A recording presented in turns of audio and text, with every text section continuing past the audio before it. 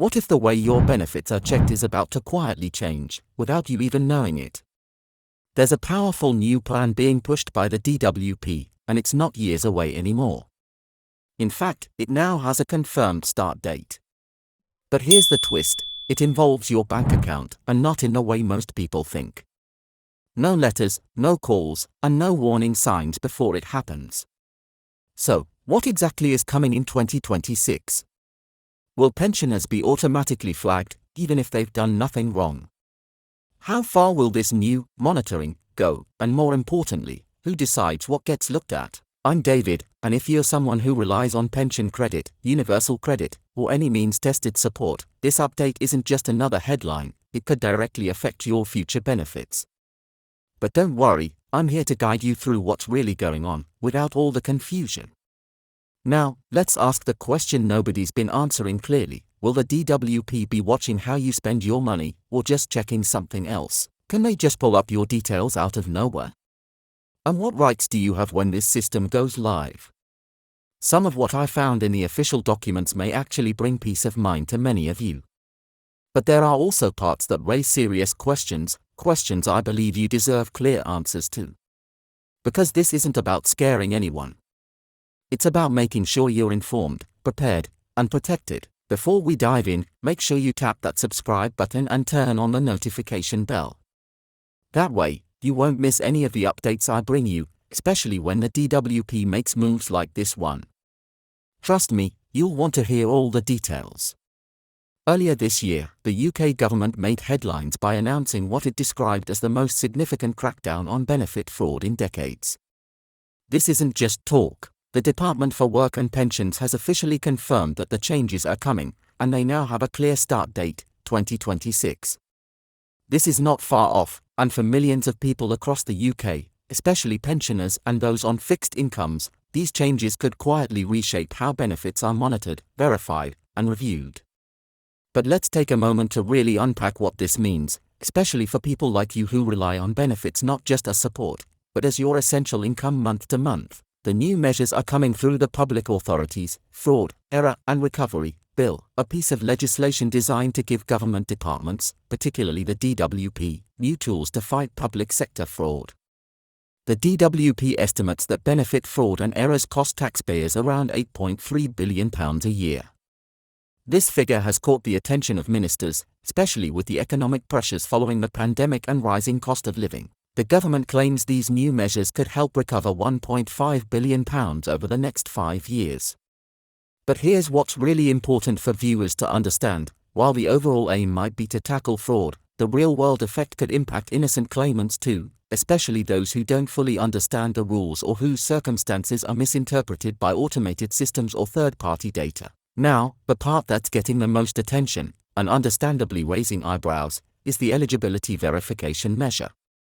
This is the piece of the legislation that allows the DWP to work directly with banks and other third-party organizations to verify whether someone receiving means-tested benefits, like universal credit, pension credit, or employment and support allowance, still meets the eligibility criteria. But contrary to some fears and media headlines, the DWP will not have direct access to view your full bank account. They cannot and will not be able to see how you spend your money, what you're buying, or where you're shopping. Instead, the law will allow banks to share specific, limited data with the DWP, such as whether your account balance is above a certain threshold, like the £16,000 savings limit that applies to some benefits. So how will this work in practice? The DWP plans to introduce this monitoring using a test and learn approach. That means they won't launch it nationwide overnight. Instead, they'll run pilot programs to see how effective and accurate the system is before fully rolling it out. The data banks will provide won't be constant or intrusive. In fact, the legislation makes it clear that banks are not allowed to share transactional data, meaning, for example, they won't be able to report that you spent £20 at the supermarket or £5 at a cafe. They can only provide summary information that helps flag accounts that appear to exceed certain thresholds relevant to benefit eligibility. One of the key concerns raised by both campaigners and claimants is whether this monitoring system could unfairly penalize people who have done nothing wrong. The government has stated that the system will be used with safeguards, and that no one will be treated as guilty just because their bank details are flagged. In fact, according to the DWP's own fact sheet, banks and other organizations will be prohibited from oversharing data. If they do provide more than what's allowed, like detailed spending activity, they could face penalties. This is a very important point that should reassure viewers. Your privacy still matters, and there are limits on what data can be shared under the new system. Still, some questions remain. For example, what triggers a review? If someone's account shows a one-time balance that's a little higher, maybe from a temporary deposit, family help, or a gift, will that automatically flag them for investigation? Will there be room for explanations? These are concerns advocacy groups have already raised. The DWP has said that any follow-up action will involve human review, not just automated decisions. This is meant to help ensure that people aren't unfairly punished for innocent situations. But as we've seen in the past with other government rollouts, the transition period can be bumpy, and some mistakes can happen. Now here's another major development you might not have heard about. The DWP will also be expanding the type of third-party data it can access beyond just banks. That includes working with airlines to check whether claimants are living in the UK while receiving benefits. For people who are taking short holidays, there's no issue. But if someone is out of the country for an extended period without notifying the DWP, and they are receiving a benefit that has residency requirements, this new data sharing could lead to enforcement actions.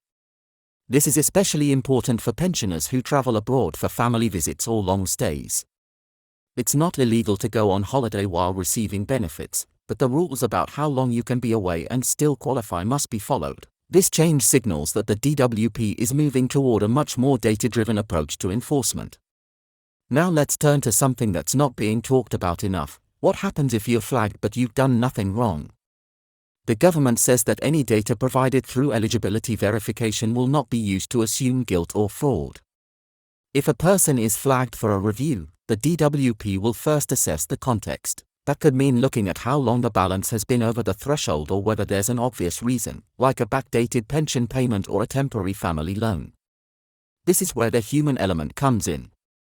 The DWP claims they are building this system with fairness in mind, and that claimants will have a chance to explain or correct any discrepancies before facing any penalties. One thing that's very reassuring for seniors is that this system does not require you to do anything new. You won't be asked to sign a new form or give access to your account. It will operate entirely behind the scenes. The banks involved will already be regulated and must comply with strict data protection rules under the UK's existing laws. In other words, this isn't an open door for the government to spy on you. It's a highly regulated, limited-scope system focused on major fraud cases, not everyday claimants. Of course, there are still concerns, especially when it comes to how well the DWP will handle edge cases or situations where someone's balance temporarily exceeds a limit due to events outside their control. Mistakes can happen, and that's why it's essential to keep an eye on how this system is rolled out during the pilot phase. If problems arise, campaigners and legal watchdogs are already preparing to hold the government accountable and push for changes before the full launch. There's also the matter of transparency. The government says it will consult with stakeholders and publish codes of practice that lay out exactly how this data will be used, stored, and monitored. That's good news. It means there will be guidelines, and you'll have the ability to check what's being done and why.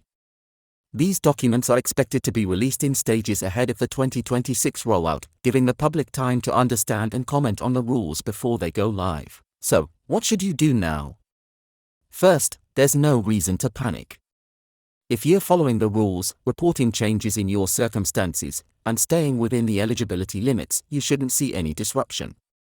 This system isn't meant to punish people who are honest and doing their best to comply.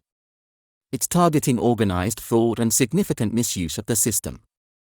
But it does mean that keeping track of your finances, and making sure you update the DWP if your situation changes, is more important than ever. Also, if you or someone you know is unsure about whether they still qualify for a benefit, it's a good idea to get advice now. There are free resources available through Citizens Advice, Age UK, and local councils that can help you review your situation and make sure everything is up to date before this new monitoring system starts. Staying informed now can prevent bigger problems later on. It's also worth noting that many pensioners are still missing out on benefits they're entitled to, like pension credit. While the government is putting so much focus on fraud prevention, there's still a major issue with underclaiming. Over £1.7 billion in pension credit goes unclaimed each year. So while we talk about fraud, let's also talk about fairness.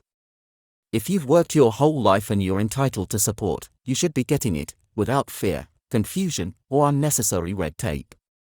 In the coming months and years, this eligibility verification system will evolve. We'll learn more about how the DWP will use it, how banks will respond, and how claimants will be protected. My promise to you is this: I'll continue following every update, reading the government guidance, and explaining it here in plain English so you never have to feel left in the dark. If you found this video helpful or reassuring, make sure to subscribe and hit the bell icon so you never miss an update. And if you have questions about this topic, or want me to cover a specific benefit rule or change, drop a comment below. I always read what you write and I do my best to respond in upcoming videos. You've worked too hard and too long to be left confused by complex benefit changes. Let's stay informed, together.